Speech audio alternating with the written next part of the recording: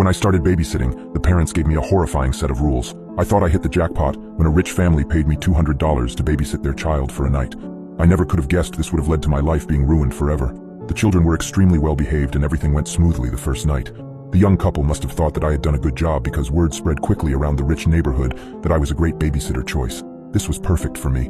Most of the families around here pay way better than where I live since they all come from a long line of wealthy families. But I was always suspicious about some of the families. You hear rumors about really rich people, some very creepy stories, but I never actually believed any of them. Sometimes I'll babysit for a few hours and make a couple $100. Other times the parents want me to stay the night while they go off and get a hotel room so that they could be away from their kids for a change. That is where I make the big bucks. A couple of days ago, a husband and wife had texted me asking if I could stay the night at their mansion and watch their 7-year-old little girl for them.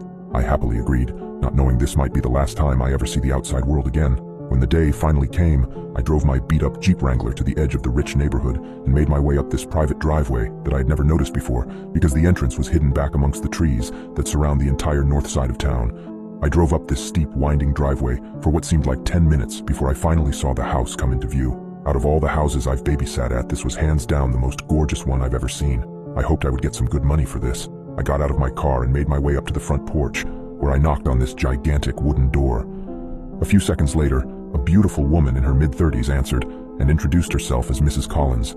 She called her husband down, and shortly after, an extremely handsome man, also in his 30s, came walking down the grand stairway, holding an adorable little girl in his arms. The couple seemed very anxious to leave, and even though they were both gorgeous people, I could tell that underneath all of their beauty, they were both extremely tired and haggard from having to keep up with their 7-year-old. They were obviously very excited about having an entire night to themselves, and couldn't wait to get out of there as fast as they could. Before Mr. and Mrs. Collins left, however, Mrs. Collins handed me several pieces of paper and told me that she had written down a couple of instructions for me to follow throughout the night. She stressed to me how important it was to follow her instructions, and I assured her that I'd give them a look. I waved to the pretty young couple as they made their way down the driveway in their expensive Mercedes, and then closed the door behind me. I gave the instructions a quick once-over before folding the papers and stuffing them into my back pocket. I'll look at them later, I told myself. How stupid I was to do that. Mr. and Mrs. Collins' daughter Samantha was a very nice young girl who warmed up to me almost immediately, or so I thought. We had spent the next few hours playing games and watching TV.